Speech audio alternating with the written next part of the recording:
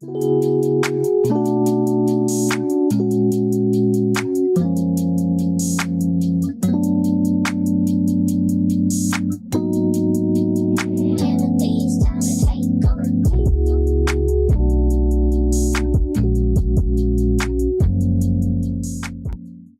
you guys, welcome back to another episode of In Totality. I'm your host, Megan Ashley, and today I have a very special guest who gathered me all the way together. She got me all the way together with her new book, The Mean Girl Manual. So welcome, Trinity Mitchell. Thank you, sis. Thanks for coming. It's an honor to be here. Thank you for having me. I'm so happy you're here. I thought I was done being outside until I got a call from you. So here we go. Stop it. We're outside once more. Listen, I'm so happy that you're here. And we caught you because this is your last trip before. This is my last trip. She said, this is it. My doctor said, I cannot go nowhere else. This is it. Yes. So I'm so thankful that God allowed us to do this before you will have to be, nesting. Yes. Are you excited? I'm super excited. It's been a really great pregnancy. It's been so good that it's gone by fast. Yeah. Like, so fast. I feel like when I saw you on Instagram, you weren't pregnant the very first, and then all of a sudden you were, in the gym. I can't believe you. When I say you encourage me so much to work out, and Nona, I'm looking at y'all work out every day and I'm like, I have no excuse. I just don't. You gotta get up in this move. I know. Yeah, I need an accountability person. That's usually Brandy. Brandy will be like, go to the gym. But I need like a trainer. Yeah. I can't be left to myself. Sometimes it's required because I have a trainer too. Oh, okay. Yeah. I'm a certified trainer, but I also have a trainer. Wow. Because I just like she increases the intensity of my workouts. She's my best friend. She increases the intensity of my workouts and it just makes it, to be honest, we all have those moods where we're like, we don't want to do this. Like, I don't feel like this. So I have to show up anyway on those days. Yeah. So that really helps me. Trinity, I will sit in a parking lot for an hour and a half. Girl, I can't. I'm not joking you. That's so funny. I will find every maybe email to respond. Genetics, maybe. But yeah, I don't have them. Listen. I'm what you call, I'm going to show you my before pictures. Okay. I used to be really thick and big mama. Okay. Thick. I was hippie, curvy, all those things, right? And when my marriage was just falling apart and towards the end, I just went into a really bad depression and I dropped so much weight. Yeah. So I went from like close to hitting like 180 to 130 to 125 in the matter of like 3 or 4 months. Wow. It was like really drastic. Yeah. And so I have taken advantage of that weight loss. Yeah. But I'm like the skinny fat. Like I'm small, but I'm so unhealthy. So I need to get in the gym. I need to get in the gym. So I'm gonna just keep watching your videos and just watching just does something. Literally quicken my spirit or something. I need him to quicken me. When I watch your videos. I need him to quicken. But I'm so excited that you're here because you wrote a book that I truly believe it will change everybody's life who has female friendships. I received it.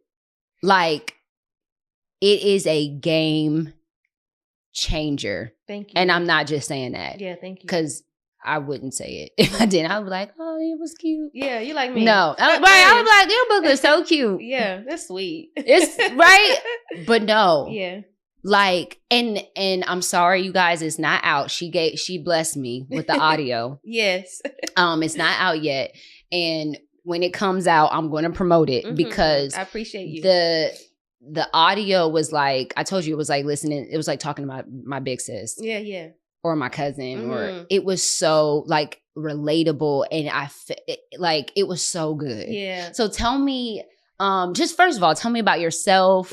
Who is Trinity Mitchell, and then we can get into all the things about the book. I am Trinity Mitchell, everybody, and I like to go by your friend Trin because when the Lord gave me this assignment, He said people need a friend, and so since He had dealt with me so much in that area, I don't know. I was at work. I work for an online prayer ministry. It's known as Warrior Nation. And I was showing some products that we had in our store, Warrior Apparel. And when it wrapped up, the Lord had already been dealing with me as it pertains to like transitioning like who I show up as in people's lives and who He's called me to be.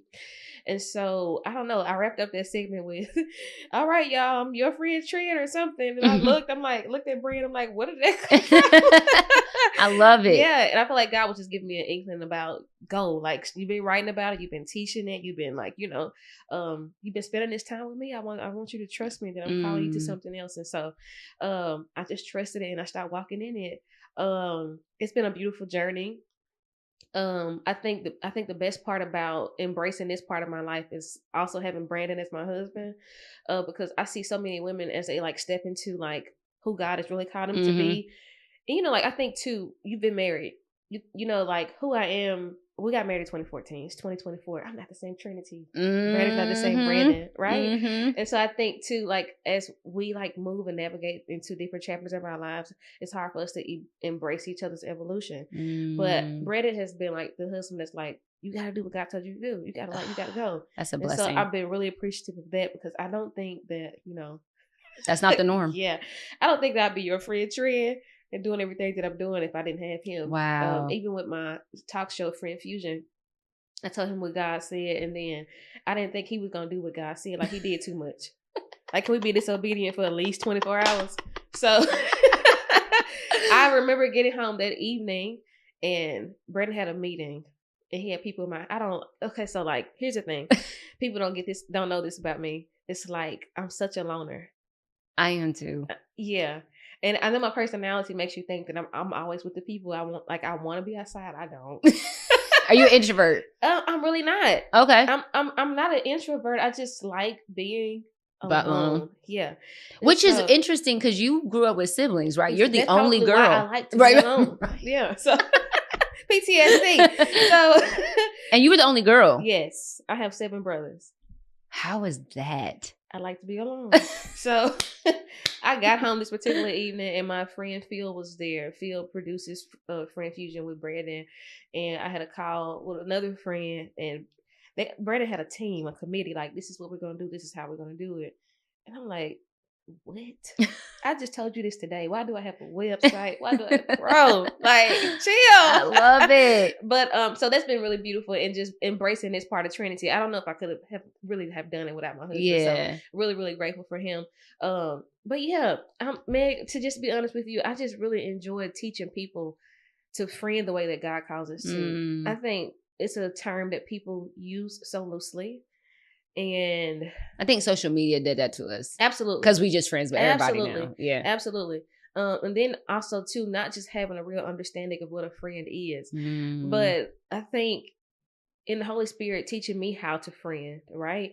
I think one thing he brought to my attention is that a friend will stick closer than a brother. Ooh. And that's not often how we think about friends. And so that changed my whole perspective on friendship. I love to say that I think the best family members are the people that we're not related to oftentimes. And so that's really changed how I show up as a friend. And it's definitely helped me with my perspective on who I consider as a friend. Yeah, for sure. To me. So yeah, that's who I am. I'm just a girl that I just love God. I love my man Brand. And I love being a friend. Aww. Yeah. And you could tell. Yeah. Like, if you and make sure you guys follow her on Instagram. Your friend Tran. Yep. On Instagram. Your friend Tran _. Yeah. Because you definitely get that from your content. And you can tell the things that are important to you just by what you post. Yes. and the way that you articulate yourself. You could tell the things that are important to you. So I don't want to spoil the book, but I want to get into all the things because when I say this book, I don't think that we can spoil it. Okay. Yeah. Because can you share? So the first thing that obviously rendered my attention and so much empathy was the story about you and your best friend. Yeah. So can you share with us in the audience just a little bit about that? Because was it that relationship that revealed that there were some mean girl qualities in you? Okay. Absolutely. So it was, where do I want to start? So my best friend's name is Kalisha. Kalisha's passed away now. Her 33rd birthday would have been February 15th. Wow. Yeah. This year? Wow. When did she pass away? 2024. Okay. So she was 2014, I'm sorry. 2014. And she was 23. Wow. So let me just give you. So you talked about my fitness. So let me tell you how I got into that. Kalisha passed away. We got married in June. Brandon and I. She passed away in September. And from September to December, I gained about 40, 45 pounds. I didn't even know who I was. Yeah. I was thick, friend. You know. And I don't use that loosely. I was thick. And so I went to my annual appointment and my doctor was like, yeah, this is not good, especially in this time range. Like, you got to do something. And so that's kind of how I got into fitness. Wow. Because I realized I was allowing myself to pass away with Kalisha. Does that make any sense? I remember feeling this guilt when the year changed to 2015, like I was leaving her. I don't even know how to really describe the depression. But I remember when the year changed to 2015, it was like this sense of guilt, like I was leaving her because she died in 2014. I really don't know how to explain it.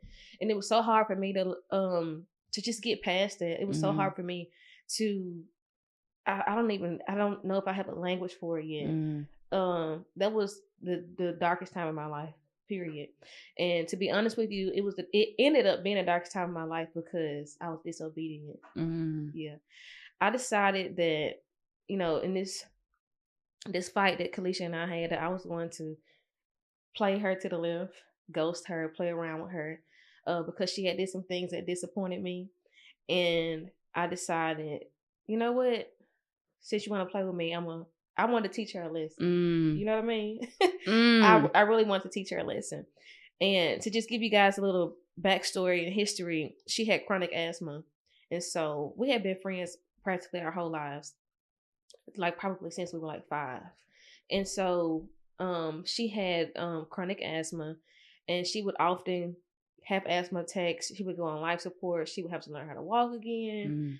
It was just bad. Like, it was just bad. Her doctor said it was suggested that she should move away from Mississippi and go somewhere where her lungs would function at a better capacity, so to speak. And so, but she never did. She stayed, and she just had a lot of ongoing health issues with just breathing. It changed her voice. Like, she went from talking like this to like this. Yeah. And I remember the time before her last time. I guess I would call it an episode when she went on life support. She was on life support about 2 weeks at that time, babe, Brandon. And I had just moved to Jackson, Mississippi. We were fresh out of college. And so she was coming to go to grad school, and I was coming to go to grad school. We had our, like, we were going to do this thing, right? And so I think our registration was the same day. And I went to Mississippi College in hopes of registering to get my master's in vocal pedagogy. And then she wanted to go to ME&YOU. What is that? Vocal ped. It teaches like you. That can't move past that. I'm over here nodding like. It's basically the practice of the voice. Okay. So my undergrad degree is in music. Okay. Yeah. And so I love the voice. Like, okay. I love the voice so much. I'm a musician too. Like, you know, so I just thought that this would be a great time I could stay in the same city as Brandon, and I can pursue this, right? I just love taking care of people's voices. It's always been my thing. I hate when a singer is not well, right? Like, I'm not the best singer. I can get the job done, but I have this thing where I can tell you what to do. I don't even get it. So I thought vocal ped would be like good for me. But anyway, long story made short, we didn't make it to registration that day. Neither one of us. We didn't go because Kalisha had an asthma attack. And when she had the asthma attack, that led her into a long recovery. I think it was about 3 to 4 months. Wow. And so I went to work. Brandon went to work after, like, during her recovery. But her mom was like in a space where she was having to, like, take off work to take care of Kalisha, so to speak. But at the same time, you know, life is life, right? So if you don't work, you don't have insurance for your child, right? You know. And so we were like, you go to work, we're gonna help her recover, we're gonna take her to her appointments, all the things. And so during that time, she told me that year, I think it was like March or April, she's like, listen, when I get this sick again, I'm gonna die, and I just want you to know, you know. And it was really hard for me to hear. I'm like, yeah, you shouldn't say that, you shouldn't speak that. Right. You're like, rebuke. Yeah. So like, girl, don't say that, right? Don't say that. She's like, I'm telling you, my body is so weak. This is my 7th time on life support this way. Jesus. And I can't, she's only at that time 23. So she's like, you know, my body just can't take this anymore. I just feel it. I just know. And so we left that conversation alone. Like, whatever. So we get married. Kalicia's definitely possessive. Like, super possessive. And it's like, my best friends get married. And I'm over this, period. And so I was just kind of disappointed with some of the things she did. They were childish. They were petty. But I wanted to teach her a lesson. And if I could leave anything with the people watching today, when I tell you, you cannot teach a lesson, don't worry about it, because you're gonna end up like learning the lesson. You're gonna be the lesson. Yeah. Yes, absolutely. That's usually how the Lord does it. It's like, oh, you want to teach somebody a lesson? Let me teach you something. And she actually did. She came to when I went to her, because I'm not the kind of person. I'm not like if what you say about me, Meg. Period. Because I'm not doing that. Carrying on. I'm not passive aggressive. I'm aggressive. Period. And so I went to her and I asked her about it, and she was just the person she always was, honest. She's like, "Oh yeah, I did that," and she apologized, and she, and everything. But it just hurt me that it was just the fact that she had like done it or she had said it. And it's so crazy because it's so trivial that I can't even remember everything. Like real petty stuff, And you got to remember, like, and I'm not making an excuse for friends or whatever, but at this point, we're 23. I'm getting married. I'm the first of my friends getting married, So this is all new for everybody. And it's like, yeah. And I'm to myself in this petty ass, I don't even know. Just, I really can't remember. Just petty stuff. And so, when she told me she was honest about it, it upset me because I just can't believe you did that. Yeah. At that time I thought I thought I was that girl. I would never do that to you. Right. I would never say something so catty. Right. About, and would. And so it upset me. And so I decided that I was just not going to communicate with her. Right. And so I didn't necessarily like ghost her, but I ghosted her. And so when she would text me to say, "Can we talk? Can we sit down and talk? Can we, work through this?" I'm gonna text her back. I'm gonna wait. I'm like, I was so intentional. I was intentionally petty. Like, I'm gonna wait like 6 hours. Not 6 hours. Or I'm gonna text her back next week, or to the point I might forget. Right. And so like finally, I think about 2 or 3 weeks went by, and I feel like the Holy Spirit was convicting me for doing it, and that I should meet with her. So I said, okay.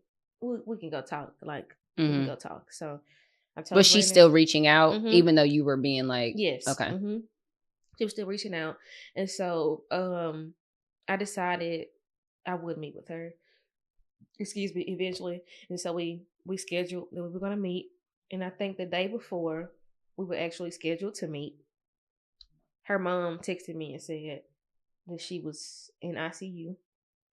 And yeah, everything had just that it was that within a week, maybe not even a full week, she had passed away.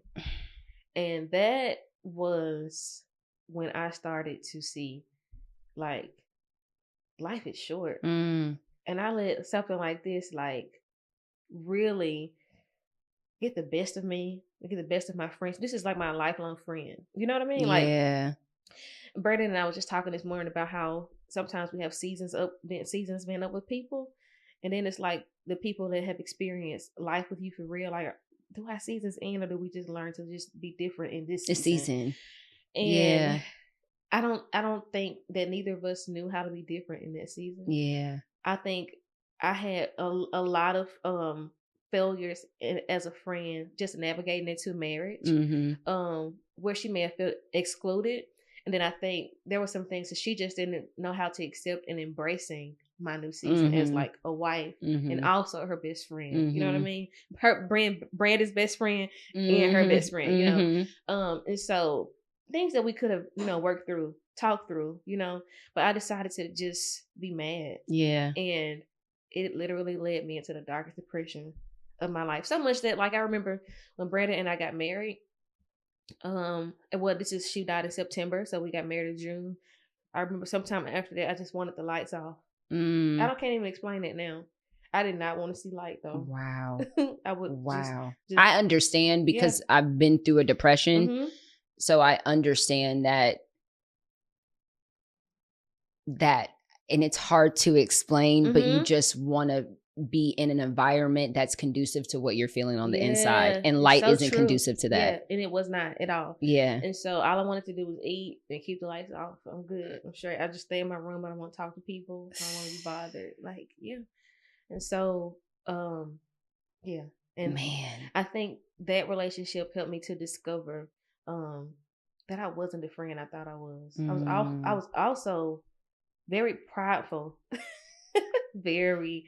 I was never the one that could have been doing something wrong. Somebody was always doing something to me, right? And even when somebody was doing something to me, I still did consider how I contributed to the issue. Yeah. So yeah, that was a wake up call for me. Yeah. Big time wake up call for me. Wow. I really don't feel like I fully recovered from that loss and that experience until about probably 2018, 2019. Wow. And that's when the Lord and we started doing friendship together, like for real. And I think in my time with him and just prayer, fasting, like intentional time with him, is when he used that relationship to create what everybody know now is your friend Trent. I heard you saying earlier that you're so jacked up, like I'm trash.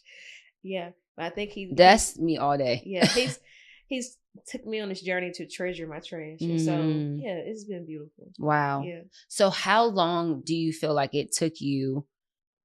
Because you said that you guys were supposed to meet a day before. Yeah, literally the day before. The day before you guys were supposed to meet is where she was supposed to meet the next day, and then her mom texted me. So if we were supposed to meet on Monday, her mom texted me on Sunday. So that's how long I kept playing around, I guess. Yeah.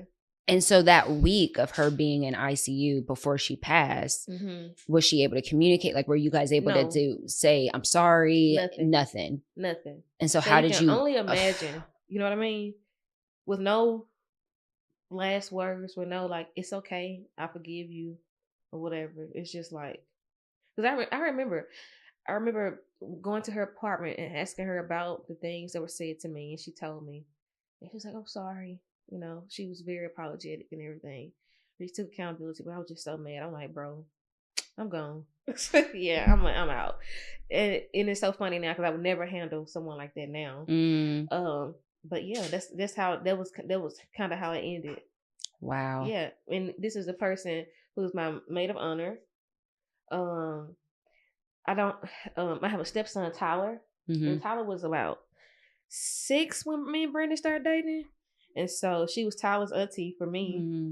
She was the person that would, for if anything we needed like navigated from him being picked up and brought to Jackson on the weekends or something like that, she became that auntie. People, and you don't think about that. Like, obviously, I didn't really had to. I had a situation in 2021 where I had to fire my kid's nanny, who was like a sister to me. Like, we have 2 matching tattoos. Wow. She did something foul. And I don't think people realize that, like, when you have friendship breakups and stuff like that, how it impacts your children. And as a mother, not only are you losing a friend, but those kids lost something too. Absolutely. And when you don't have kids, like the other person, if they don't have kids, they're not aware of like the impact that it has on your children too. Yeah. You know, because it's like, not only did I lose somebody, but they lost somebody that they love too. They're asking about their auntie or something. Like, and it's like, you know, and it's like, they don't look at the relationships in the sense of something petty could end this, you know, they don't, they like, that's family. That's my aunt, right? They don't, you know, and I don't think that we, you know, take that in consideration sometimes absolutely. in the ending of a relationship. And I think last year really taught me just that lesson of the wrong ways to end a relationship and the right ways. Yes, so there is a right and a wrong way. Because there is a right and a wrong way to end or maybe change the dynamic in that friendship. So what would the book talks about, and again, like, this book is going to change so many people's lives if they listen to it and grab a hold of it. And like I told you before we got started, I was like, I had to pray before listening to it because I didn't want to be triggered. Yeah.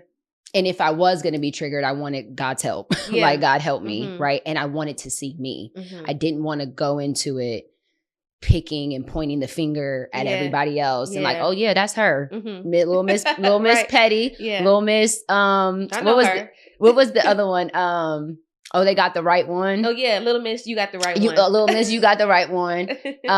So I didn't want to go into like, yep, that's that person. That person. I wanted to be like, Lord, reveal me, show me my heart and show me areas where I need to be better as a friend. You know what I mean? Because when I went through the situation that I went through last year, I realized that our relationships with people and how we interact with them, we try to make it separate from our relationship with the Lord. Right. And it's not. Yeah. It's a reflection of our relationship of our reverence and our relationship with him. Absolutely. And when you offend your brother or sister, it's not just an offense to them. Yeah. But you, like when we're mean, when we're mean girls, we're not just mean to them, but that's an offense with the Lord because that is the one that he loves. Yes. That is the one that he got on that cross for. Right. So how dare I mishandle the one that he loves? Yes, and there was so much conviction in it. Yes. And I think too, I think when we have issues with people, we're so often focused on what God thinks about us and not so much what God thinks about them. Yeah. And when I tell you, I've learned my lesson, God is going to stand 10 toes down where he is. Okay. So just as much as he loves you, he loves her. So when you're talking about her, when you're sowing those seeds of discord, trying to gather the other people around y'all to not like her. Can you talk about that? Because what is that? There's okay, so let me ask you this. I'll just give you a scenario. Because I feel like you are going to be the friendship guru. We're going to make sure, and I'm going to try to do everything I can to advocate for this. If there is an offense, so me and Brenda, right? Me and Brenda friends. Sorry, Brenda. It's like, what did I do? I'm just minding my business. Sorry, Brenda. So me and Brenda are friends, right? And Brenda and I have a falling out. And Brenda goes and tells you, you can't be friends with her if you're friends with me. Yeah.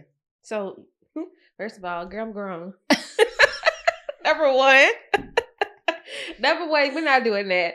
So that's okay. Because a lot of times, if you've experienced something negative, some people think that it's triggering. So maybe Brenda feels like it's triggering for her because you guys are such close friends. So she doesn't want you to be friends with me because it's triggering, or maybe because Brenda had a very negative experience from me with me, and she doesn't want her friend.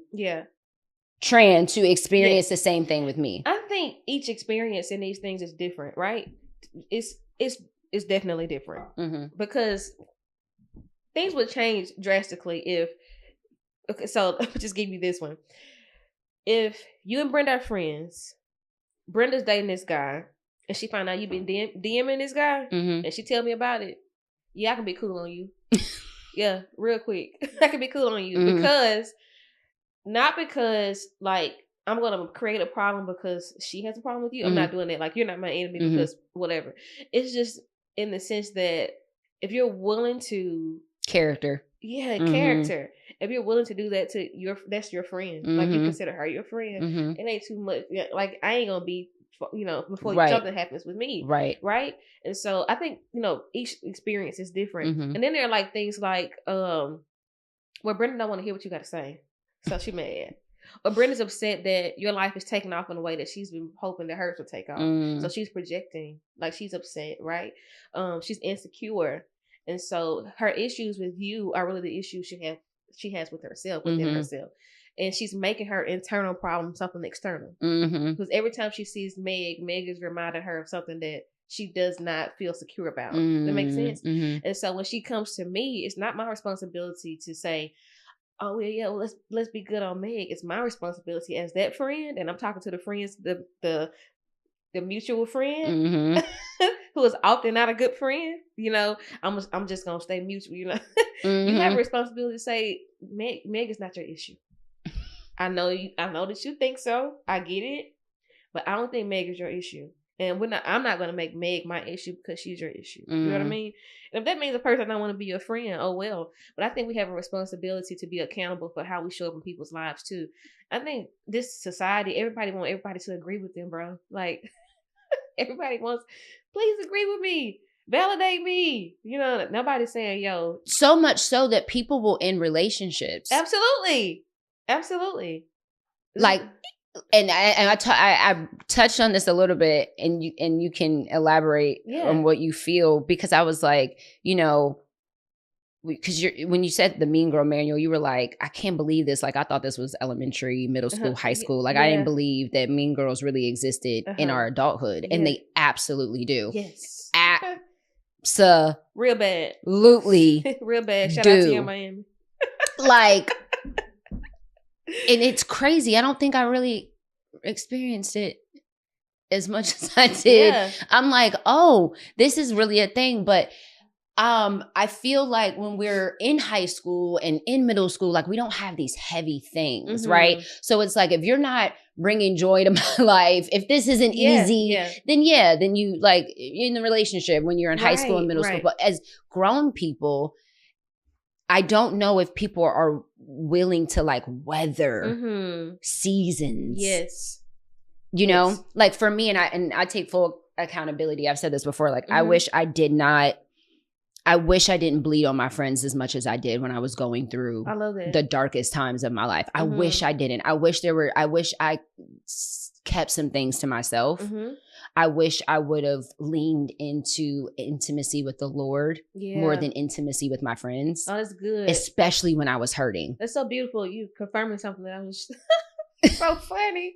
I told Brandon this morning, I said, it's so weird that I'm thinking about this. Maybe this is supposed to happen in the interview. I'm like freaked out right now. So I'm not a preacher like you or Brenda, but don't say me and Brenda. I was reading in 2 Kings and having a conversation with my god brother Terrence, and this is so funny. I was talking about how often, and they started coming to me yesterday morning, right?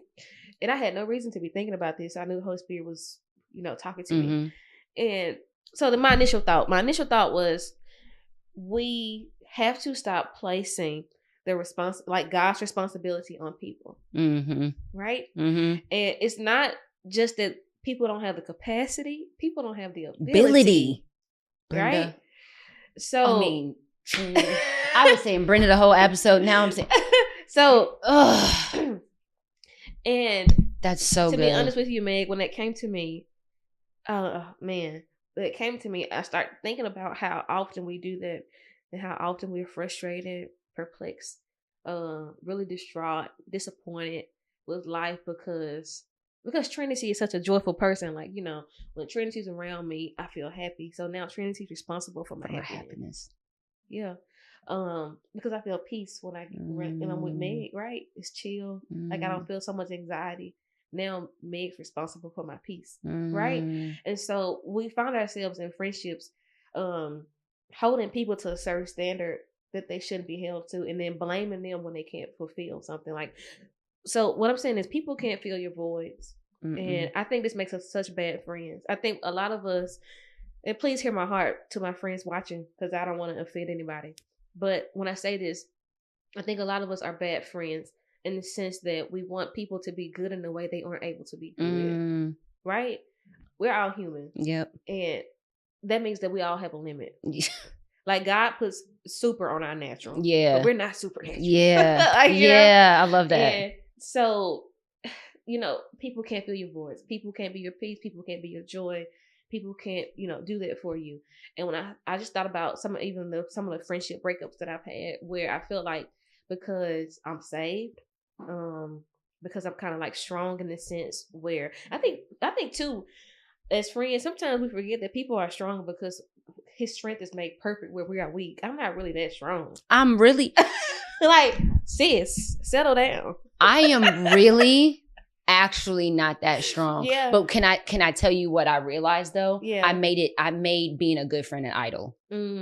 I made that's a thing. Friendship an idol. Oh, that's good. Because I felt like I was good at it. Yeah. I am so good at anticipating the needs of others. Yeah. But I don't believe that I'm just good at it. I believe God gave me that. God gifted me with that. It's not because I'm just whatever. God gave that to me. And I think it's a part of who he called me to be and what he's called me to do. I can anticipate the needs of others. Absolutely. I can see a need and Same. you don't even need to ask. I know how to make a day. Yeah. I know how to make a moment. I know how to give you I know how to be there and I made it an idol. Yeah, I get it. I wrapped my identity in being a bestie. Yeah. Because it was the only way I felt validated. It was the only way I finally felt like I'm good at it. Yeah. I'm seen in this. Right. And it became an idol. Yeah. And we know what God does with idols. Right, exactly. He brings it down because he wants to be the number one, the main thing, the main attraction, the main focus, the main, and I surpassed God in all these ways because I made this, position an idol. Yeah. And I don't think people realize that we can do that. Absolutely. We can make friendships. It's so true. And I was writing down these notes, and when I finished, the question the Holy Spirit gave me was, the statement that he gave me was, repent for giving people's God's responsibilities, because God is a jealous God, right?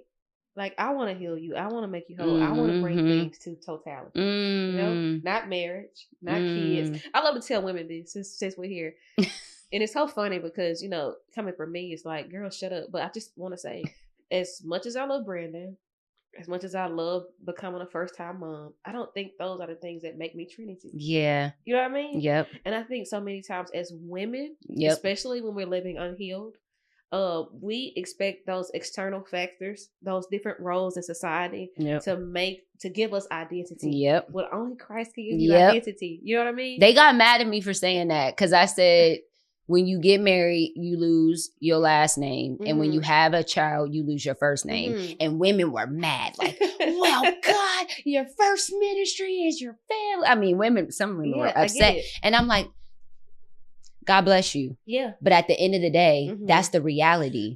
We make those things our identity. Yeah, absolutely. And it's not. And I think I mentioned this in the ebook. One thing that women have in common, which is why we often find ourselves beefing, is that we live unhealed. Right? And so because I'm living unhealed, I'm often blaming, projecting, hurting. And I think that all of these things will heal me. If I expose you, like, we live in this is the exposure. This year era. Like, if I expose you, who's next on Club Shay Shay? Exactly. Right? To expose. Exactly. Yeah. I hope that it's me so I can expose a little God. Because can we stop?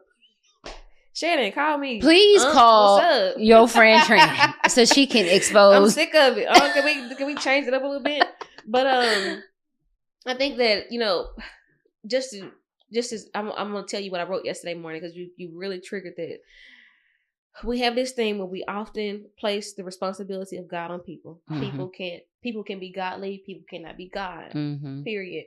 And my god brother Terrence told me that when I told him about what the Holy Spirit was revealing to me, he's like, you should check out 2 Kings. And so I went over there and I read about Naaman. And Naaman had leprosy.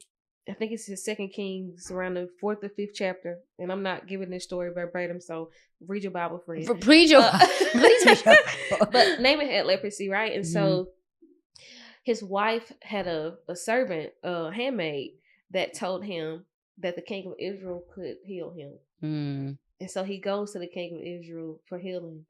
And the king of Israel gets so upset that he tears his clothes. And he said, who am I? I'm not God. I can't give you life or death. I can't do that. And so the story goes on where Elisha, asks the king, why are you so upset? Send him to me. And Naaman ends up getting healed. He tells him to dip in the Jordan 7 times. Right. And so what I found in that, I'm like, a lot of people would say that the king was wrong. But I'm like, he's not. I wish that more people would say, I'm not able to do that. I'm not able to be that.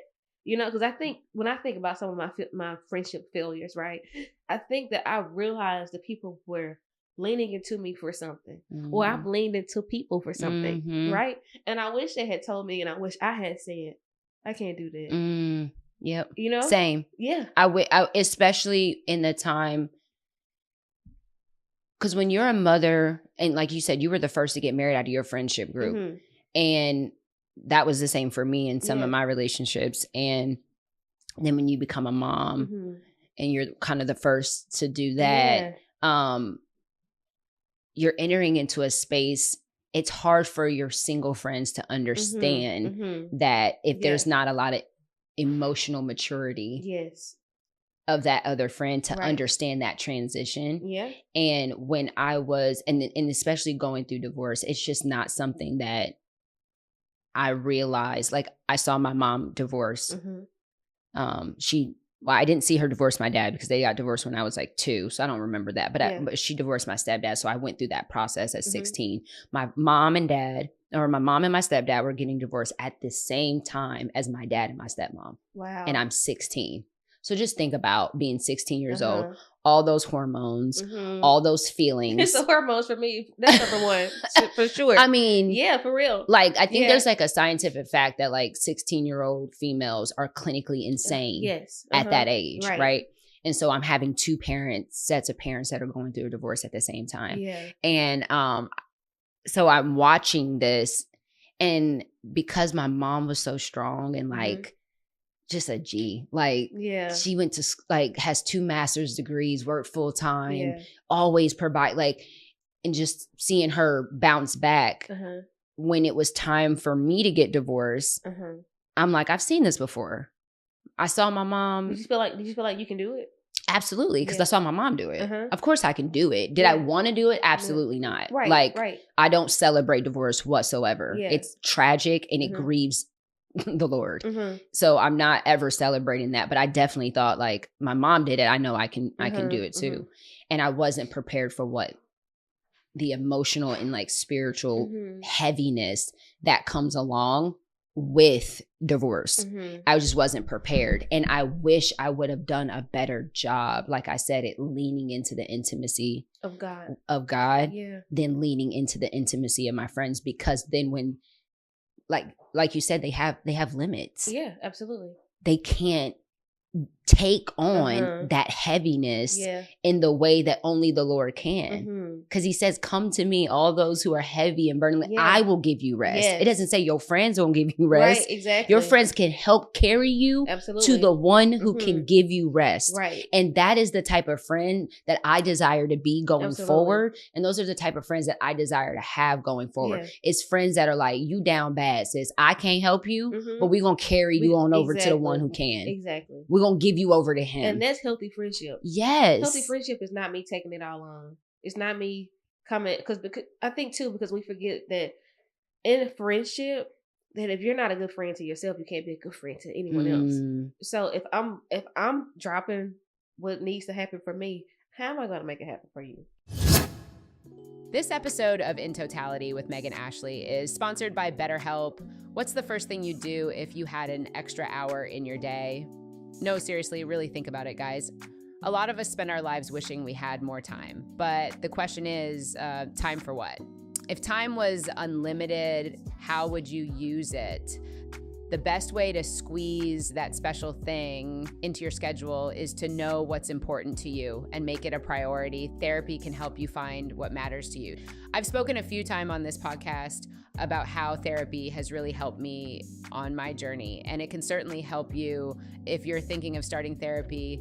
Give BetterHelp a try. It's entirely online, designed to be convenient, flexible, and suited to your schedule. Just fill out a brief questionnaire to get matched with a licensed therapist and switch therapists anytime for no additional charge.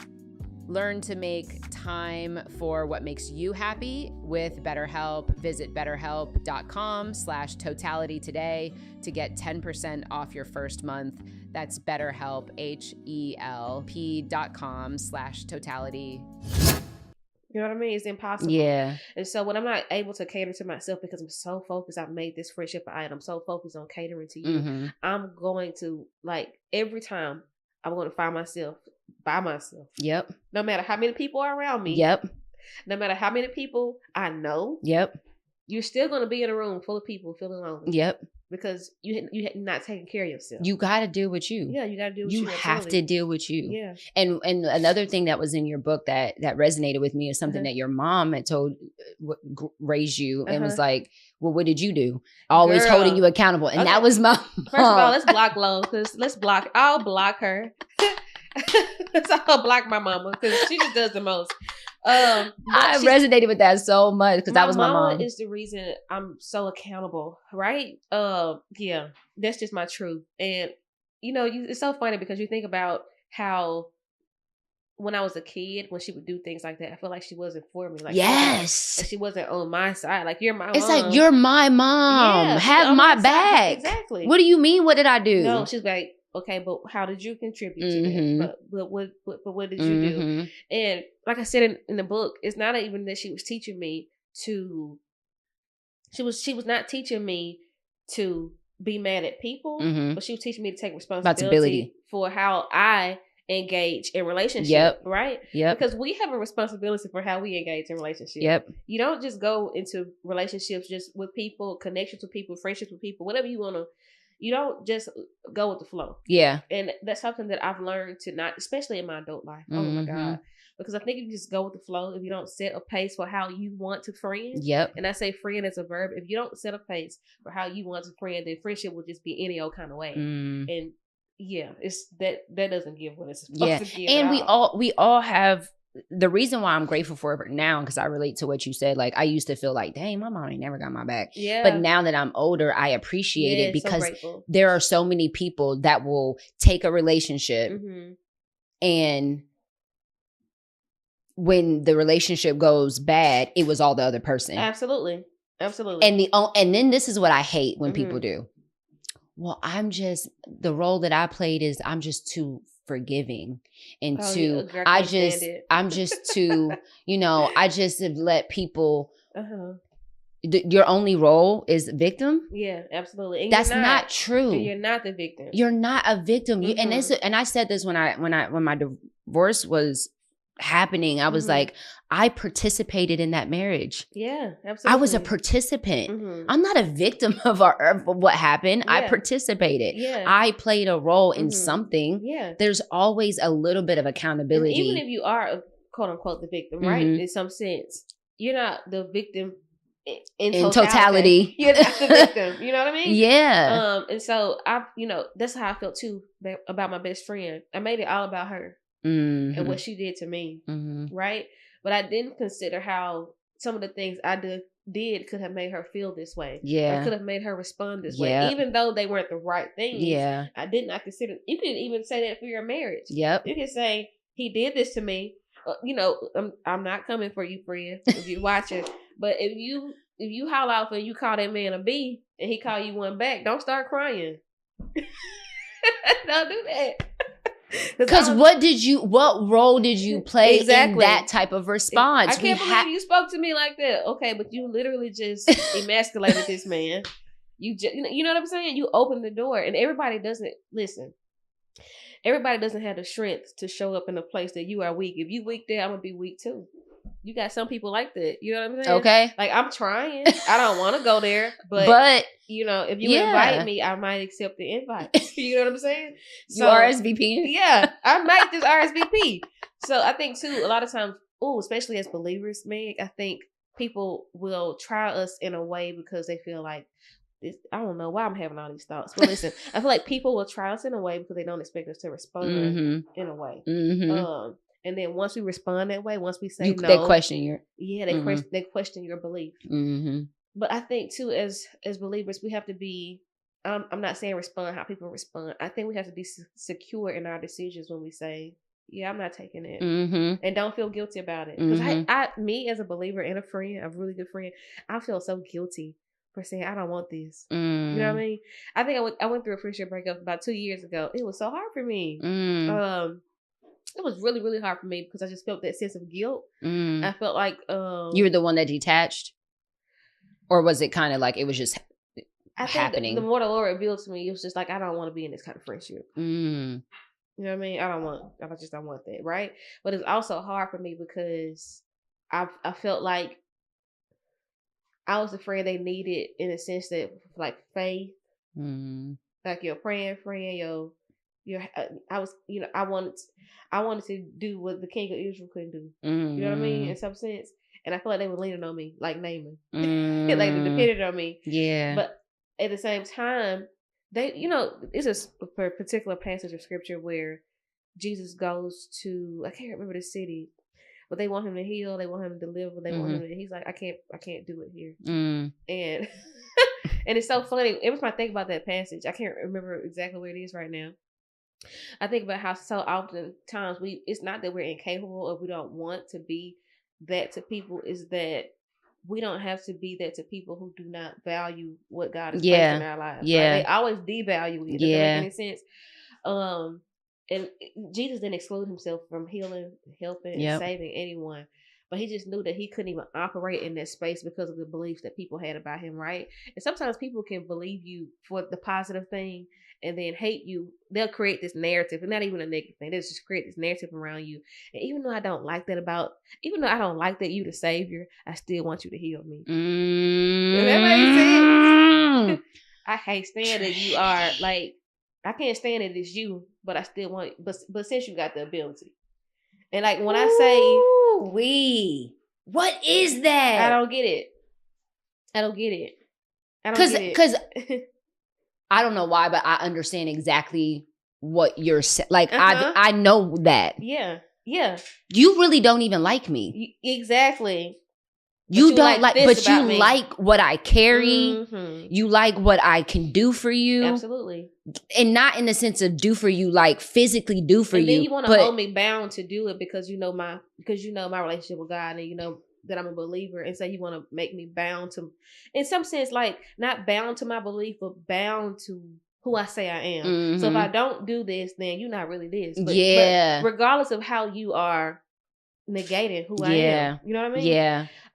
So yeah, I think so many things that we can unpack, Meg. Can I share one thing with you that really hurt me, or not hurt me, but it does hurt me. It has hurt me in previous relationships. Yeah. But I always felt like, and maybe you can help me unpack like what this means as a friend. But I've always felt like when it comes to the great things that I can do in relationships, right? Yeah. That was fine. Like, okay, you do great things, whatever. But the areas where I fell short, my flaws, right? Because I'm human. Right. And trash without God. Yeah. And the further I'm away from him, the more trash I am. The smellier I get smelly. Woo! I'm talking like teenage boy underarms, no deodorant. Yeah. It's bad, yeah, right? The further I am from God. And I realized last year, as I developed more intimacy with him, I realized how far I was away from him. Wow. Before. And but anyway, I feel like sometimes in relationships, what I've experienced is it's like the great qualities about myself and how I can show up and anticipate the needs and do all those things. Those were great. But then when the trash part of me came up, I was bound to that. That was who I was. But the good parts of me was just what I did. Do you mean that's who you were to that person? To that person. Like, instead of saying like the bad things about you are who you are, the good things are just what you do. Instead of the good things were. This is like, instead of looking at you and saying, this is just who you are. The good parts about you, that is who you are too. Yeah. And the bad parts about you, yes, that is obviously I'm observing this behavior. So that is so who you are too. Yeah. But I think sometimes in relationships, when we're offended. Yeah, I've been convicted of that for sure. You know what I mean? Yeah. Like, oh, that's just that we see the negative and that's who you are. And we forget. Yeah. That's just a part of who they are. Yeah. Right? Like we're all flawed. We're all flawed. I definitely experienced that with my best friend. I think I made the mistakes that she made, who she was, regardless of my experience with her. Yeah, we don't really recall our experience with people once we're hurt. We filter everything through that hurt offense. Place. Yeah. And I think the kicker of that is we end up releasing people from our lives that aren't necessarily time to release. It's not what God is calling us to do. So that's what I wanted to ask you. How do you know when in the right time how to identify a toxic relationship, a friendship, and if it's a relationship that needs to end, or we just need to reevaluate how we show up in this relationship. Because like you said, sometimes it's not like you have to end it. We just gonna do our relationship different now. Yeah, right. I think conversations. We need to have more conversations. We need to talk. I think not subliminal on not tweeting out stuff. Women, I think we do a great job at assuming. Like for real. I think even if I was to just use my best friend as an example, maybe she could have assumed Trinity's not gonna like show up for me like she used to because she's married now. You know, so instead of like having a conversation like, what does our friendship look like now? It comes with emotional maturity, like you said. Like we're navigating into different spaces, right? Where I'm no longer a pre-K through 5th grade music teacher where I'm home all the time and I'm off on weekends and I'm off on spring break. Actually now I do this and this is how my life is navigated and I travel a lot. I do this. So our friendship looks different. You know what I mean? I don't think that means that. I think what we do is we take our different seasons and we take things personal that aren't personal. You know what I mean? Yeah. It's not personal. It's not, it's really not personal. Yeah. And I think we do that because we don't want to have conversations. We're afraid. We're intimidated. Yeah. We're afraid to be rejected in some sense. Yeah. But a lot of us have questions, and we just be honest, especially as women. We have questions for our friends, but we don't. We're afraid to talk. Yeah. And you what is talk.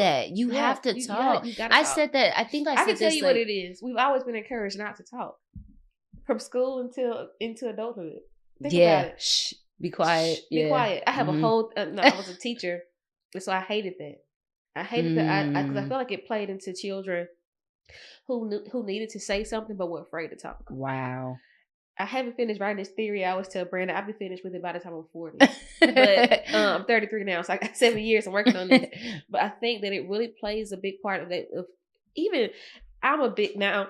People don't say this anymore, but I know I'll be the mom to say stay in a child's place. But I think in context, sometimes child, when I heard that thing like stay in a child's place, it meant I can't speak to this. I can't say what I feel.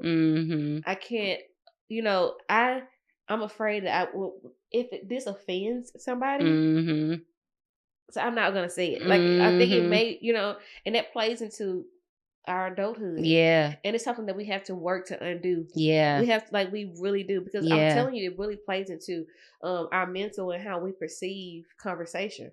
It really does. Yeah. So somebody's always has always told us, especially millennials, be quiet. Quiet. Absolutely. Yeah. And I think the reason why so many relationships are, and we're seeing it like crazy, like not just like we're seeing marriages fall apart. We're seeing friendships fall apart. Absolutely. It's like I'm in my DMs all the time. Like I had my friend 20 years and we're not friends anymore. And it's been the hardest, like all these things, and friendship and relationships end because when people just stop talking. Yeah. Absolutely. Like we have to continue the conversation. It's like we fall in love with each other. Yeah. Romantically and platonically. And then we just stop talking. Yeah, absolutely. We stopped saying. And we've been doing life together, like literally doing life together, and we're not talking. Yeah, and it's traumatic. It is. It is, and I want to do better. Like I'm so thankful that I have Jay and Jordan that are like the closest people to me right now. Yeah. And I'm able to really put into practice all the ways that I just was not a good friend.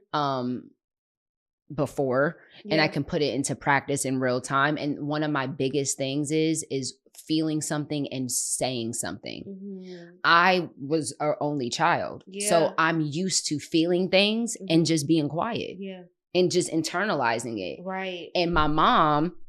Do you know sometimes that we make those people who internalize things bad friends? They're not necessarily bad friends, so they just don't know how to communicate.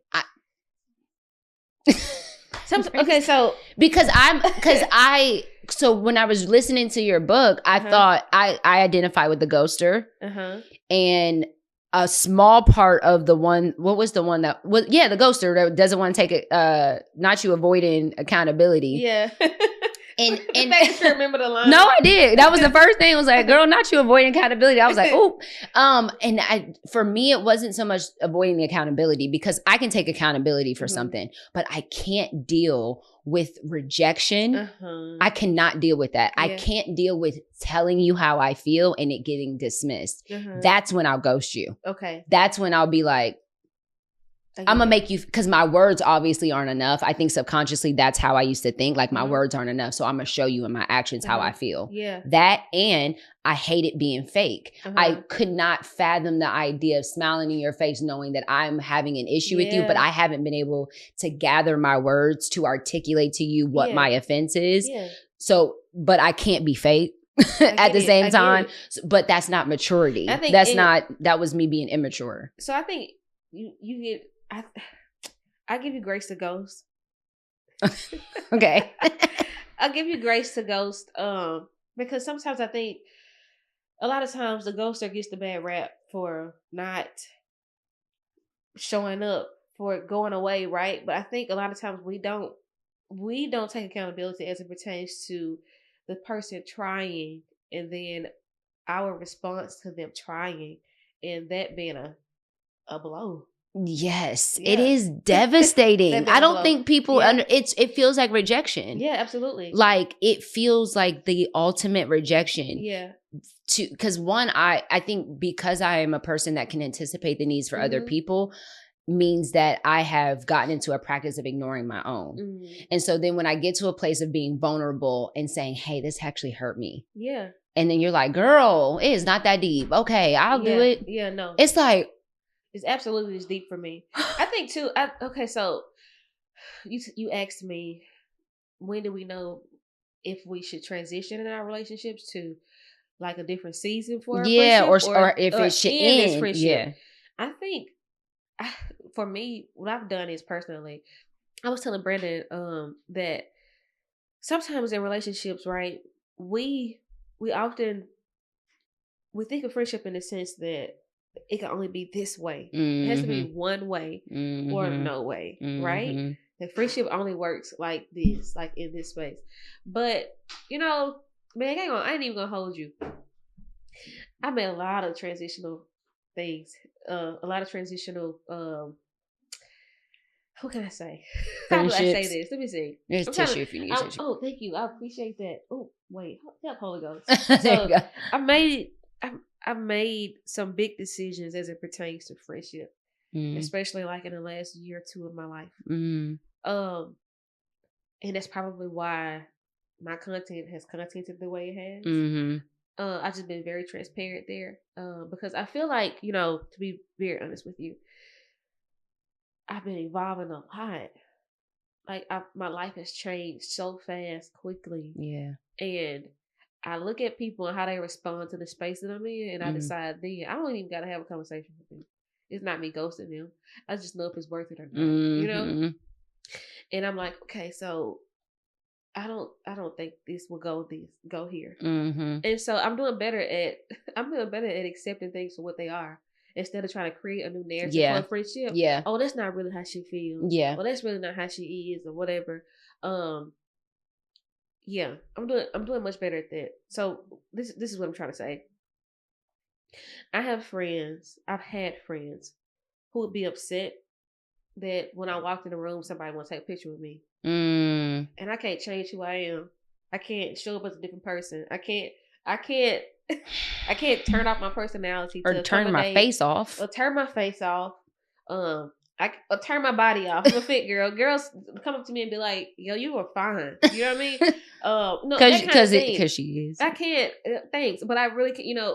For a while, I wanted to, in some sense, like accommodate those things. But I can't live accommodating those kind of things. Yeah. And so, while it may have surprised me, I am so for the people in my life right now who do not, quite frankly, give a flying flip about Trinity. And like they care about me, but they don't care about me. Not in that way. Not in that way. Like they're not pressed at all. You know what I mean? Like so serious. Yes. I told Brett I was out eating with a friend, and it kind of, because I had started feeling this sense of guilt when people would like be like, yo, I want to take a picture with you or something like that. I started feeling this sense of guilt. I was out with a friend, And the wild person was asking me to literally, they went to their car and they got a book. They wanted me to sign their book. My first book, Now Not Next. The girl wanted to take a picture of me. She started telling me about how she went on her weight loss journey because of me, all the things. And this is the middle of me and my friend's interaction. My friend is sitting there the whole time just eating, like, going on. You need help? Right, I'll take the picture. Yeah. And, I said, I think my eyes are so fixed on the people who are not accepting me in this season that I have not put my eyes on the people who don't care. Yeah. Like, they're so forward. It doesn't bother them. It doesn't, Yeah. I've just learned to accept the responses for what they are. Yeah. I think I've been guilty of trying to create a new narrative or using their childhood as an excuse for their behavior. Yeah. Like, not to say that it doesn't impact it, but this is something that comes with me understanding that Meg is not the reason that I feel this way. Mm-hmm. You know what I'm saying? And so projecting it and making it about you and so forth, I'm just kind of like growing into this space where I'm really paying attention to how people respond to me. Yeah. Yeah. And I think that's taking inventory is my big thing. Like, take inventory. Yeah. That is important in deciding where to place people. And that's something that my mom was teaching me a lot lately. Like, she was like, Megan, you just have to know where to place people. Yeah, you do. Everyone doesn't have to be in the same, hold the same space for you. Absolutely. You got to know where people go. You have to know where to place them. You have to know how to place people in your life. Yeah. And I think the way that you went about this book and how it's, y'all, the audio, I'm telling you, it's the audio for me. It doesn't, you have such a gentleness in delivering this that it renders your attention to focus on your own heart. You know what's funny about that gentleness? It started from a place of wrath. The Mean Girl manual started from a place of wrath. I was upset. I was really frustrated with Mean Girls, right? And just experiencing things that I didn't think go in adulthood. Yeah. Or things that I didn't think go with other women who are believers. Yeah. Right? Right? Like, can you, because you said this book is for, you didn't want, because at the end, the Holy Ghost was like, go on, add this in there. You didn't want to, you were like, I didn't want to go here, but because you wrote the book to be for anybody, whether they were a believer or not. Right. But I do believe if you could do a mean church girl manual, because because that's a whole nother thing. Yes. The Bible gives us instructions on how we should handle discord and conflict. Yeah. And we cannot say that we're women of God and we're cutting people off. Absolutely. We're not taking the proper measures of going to this person with the offense. And if they're not listening, then getting another friend. The offense is not even a real offense. The offense with a lot of women is just intangible. It's an intangible offense. And when I say that, I mean, like, you offend me because you're Megan. And you walk in that strength. You walk in that power. You know who you are. And that offends me. Wow. But who's mature enough to admit that? Yeah, exactly. You know what I mean? So what we do is, as women, often unhealed women, I would say that. That's because that's what a mean girl is. An unhealed woman. An unhealed adult woman. And what we do is we start to make things about Megan. We act like Megan is the issue. We'll even create something. And when I say that, I mean, like for instance, a little miss, I just don't like her. She don't know why she don't like you. She actually does like you. But she doesn't like you. And so she'll create this thing. And don't say it's discernment, because sometimes it don't be it's not that anointing right out they have. It's not that discernment. It's not. You're upset that I'm beautiful and you don't feel beautiful. I'm confident within myself. Wow. You're upset that I'm pursuing what God has given me to pursue, and you are scared to pursue it. And so seeing me is a constant reminder to you of what you feel like you lack. So in the Mean Girl manual, I say that we're upset with what other people possess because we don't think we had a potential for it. And so what I need to do now, if I'm a woman who struggles with seeing other women step into their power, I need to understand that that's not just for her, but that's for me. Yeah. And that when I see her, that's a reflection of me. Yes. And not showing me what I can't do or what I can't have. You know what I mean? So good. So I think just because of the nature of womanhood, we've been taught to go against one another. It's society. We've been taught to compete with one another. Whether it's our weight, the length of our hair, especially Black girls, the texture of our hair. I'm serious. Yeah. Like, this is not good hair. To a lot of people, this is not good hair, right? And so I find myself jealous of the girl who has a different kind of texture, softer texture hair, or whatever. Seriously, like, it can be so petty, so minute, so stupid, so little, but it's literally innate in so many women to look at the next woman and say, something about her I just don't like. So it's a constant undoing. It's a constant undoing to, because, it's so funny that, do you know that the enemy teaches us to eliminate who God calls us to who God places in our lives to elevate our lives? I don't want to be Meg's friend because her podcast bigger than mine. I'm serious. I'm so serious. I don't want to be Meg's friend because she's connected to a realm of people that I'm not yet connected to, so it makes me feel little. I feel inferior. You know what I'm saying? Even though Meg is welcoming, she's beautiful, she's kind, she's caring, she's willing to teach me anything she knows. But I have this belief that if I connect to that kind of woman, that I won't shine, I won't matter. And that just breaks my heart that people feel that. And absolutely. I get it. Mm-hmm. I get how easy it is. Yeah. Because once you leave a crack open, the enemy come absolutely. In. You do. Absolutely. I mean, so I get how it can happen. Yeah. But it grieves me. It is. Because, man, what we could do together. What we could do together, right? Absolutely. I don't even have a thought in mind when it comes to the next woman, what she could do better than me. I think for me, if there's anything that I feel like I don't possess that you possess, it excites me. Yeah. Right? And it should. Yeah, it excites me. It should. I'm grateful for that because I know so many people struggle with that. We even live in a society where women will try to convince themselves they're confident, and you can literally see them trying to convince themselves that they're not intimidated, they're not whatever, but they're still mean. They say I'm confident, but they mean you're not mean and confident. Period. But they'll try to. I'm a very confident person, but you're mean to other women. Ooh, man. You're not confident. You're not. Man. You're not. And so I think too, in the Mean Girl Manual, what I want people to see is not just other people. Yeah. I don't. Yeah. Like, yeah, she probably do stink. Like, she probably do got a bad attitude. She probably did do something really foul. Yeah.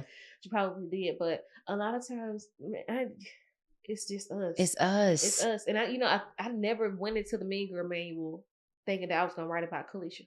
Really? No. Discovering I was a mean girl, the portion of that book was the Holy Spirit like, oh, you thought you was going to come write about so-and-so, so-and-so, so-and-so, and so-and-so, because these are the instances that read me to filth, baby.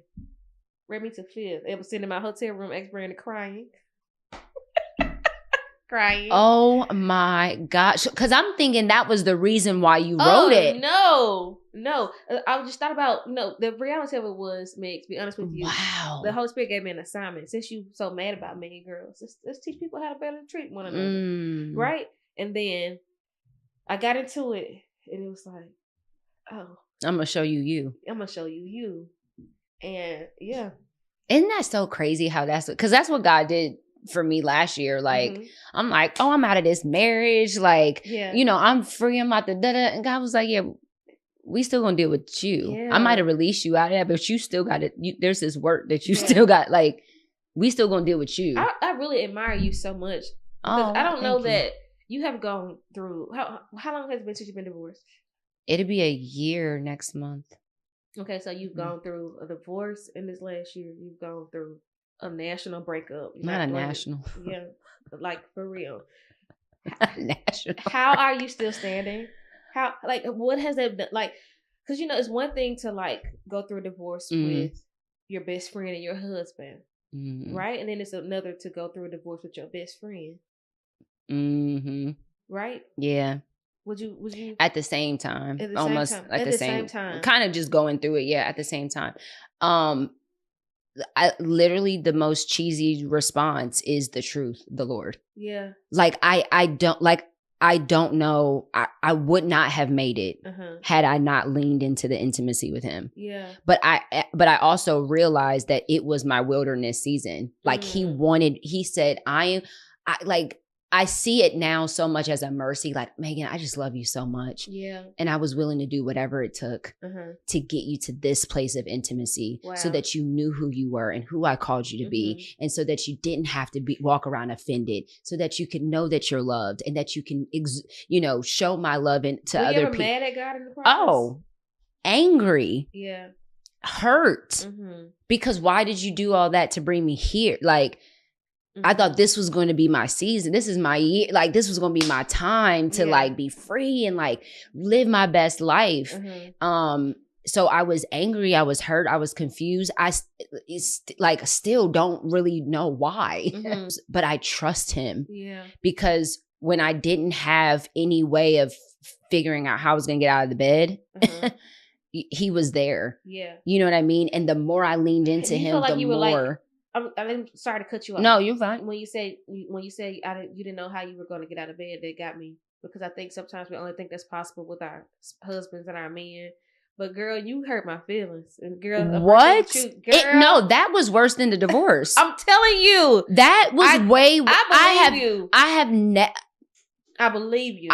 And maybe because our marriage was falling apart for a long time, and I was somewhat prepared. Yeah, that I wasn't prepared for. So maybe that too, made it worse, but it cut way deeper. Yeah. It felt like, and because there's so much was invested, and, I moved my whole life down here, my kids, my husband, like, it was part of why my marriage fell apart. It was all the things. Yeah. And so it felt worse. And it probably felt like too, like in some sense, going through a divorce, navigating divorce, and going through this with your best friend, it's almost like the person that you would expect to be here for you is now also leaving you. Oh yeah, and hates you. Yeah. So that it's like it was the worst. It still doesn't feel good. The grieving process. Yeah, and I think I'll be grieving this, for some time. But I do know that it would be impossible without the Lord. Like it would be impossible without him. How has the forgiveness process been for you in grieving? Because I feel like sometimes you can grieve and like you can get upset. Yep. Like you can get triggered. Yep, easily. In the grieving process. But then you can be forgiving.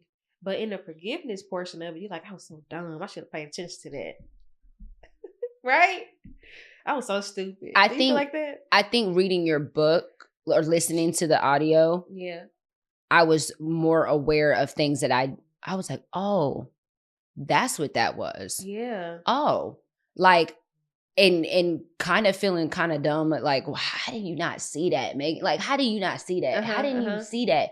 And, but God's grace and mercy, it all happened. Like, I have to always appeal to the thought of God's not caught off guard by anything. Yeah, he's not. He's not, you know what I'm saying? And so he's sovereign and he's good. And the pain is the pain. But I think, honestly, I read the Beta Satan right as everything was happening in May of last year. And that helped with the forgiving. Yeah. Because who am I not to forgive? Right. Like, who am I not to forgive? I don't understand. Even if I don't get it, even if you're hurting me, even if you're lying on me, even if you are just being mean to me. Yeah. Like, who am I not to forgive when our Savior pushed up and has his spine exposed, rubbing up against this splinter beam to say, forgive them, for they know not what they do. Who am I not to forgive?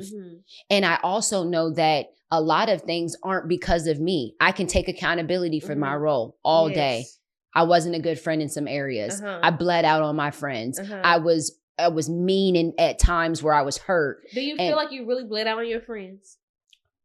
Because I asked this because I think it was perceived that way. In this culture, everybody wants to claim that they're like low maintenance friends, but none of us are low maintenance. Yeah. Let's be honest. Like we want to feel seen. Yeah. We want to feel validated. Yeah. We want people to show us that we're heard, that we're cared for. Like we need that, right? Yeah. I do think there's, in some sense, we can't bleed on people in the sense that we place God's responsibility on them. Mm-hmm. So yeah, I think in that sense, but I think also sometimes we take on we take on this role of, because they rejected us, we blend. Yeah. Does that make sense? Yeah. And I have a hard time with like, if there's any area of accountability on me, I'll probably take most of the blame for it. Okay. Like, I'll just take all the blame. Okay. If I know and like I said, everybody has a responsibility, Absolutely. right? So I know I played a role. Yeah. Just like in my marriage, I know I played a role. Yeah. And so then I feel like I then can accept the abuse of certain behavior because, well, I mean, I did predict. So instead of being like, I don't know, I guess it's hard for me to know, did I bleed out or was I just hurt? Like I was just a friend that was hurt and going through a divorce. I don't know. I was just about to say that because I don't know. Because like, that's what I feel. I feel like, and I'm not pacifying you. Because I feel like there are people, I know I've been one, to expect things of people that they cannot give us, right? Guilty. But I also think that I've been made to feel guilty about being in a place of a desert place. Yeah. Where I really needed my community of people. And because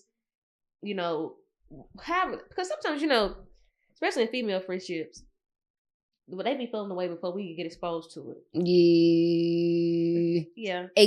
You never liked me. That's just the bottom line. Yeah. You never liked me. Yeah. My friend is not just my friend. That's a calling. That's a purpose. And I can't treat that. They don't become common because we broke up. Now, I know that sounds crazy. Okay. But they don't become common because we broke up.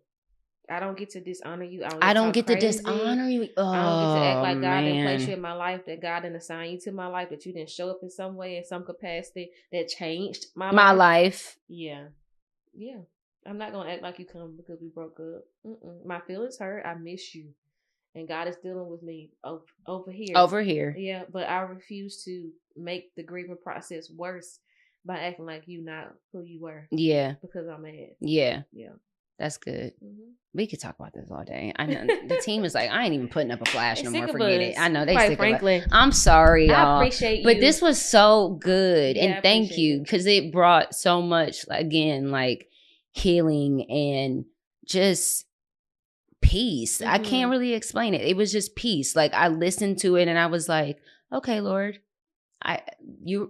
Those were the areas where I needed to be better. There are the areas where I wasn't a good friend. There's the areas where I just wasn't a good woman. Yeah. You know what I mean? Yeah. Forget the friend part. I just wasn't a good person, stuff that I hadn't dealt with, right? Because sometimes like when we don't deal with things, we make other people deal with it. Yeah. And the book just brought, so listen, when the audio comes out, y'all are going to be blessed, but the book is available now. Yes. So go get it. Please tell them where they can find it. My ebook, The Mean Girl Manual, She Don't Like You and That's Okay, is available on my website at yourfriendtrin.com. I think that this book is a book for women who aspire to heal, find individuality, and have a desire to uplift other women.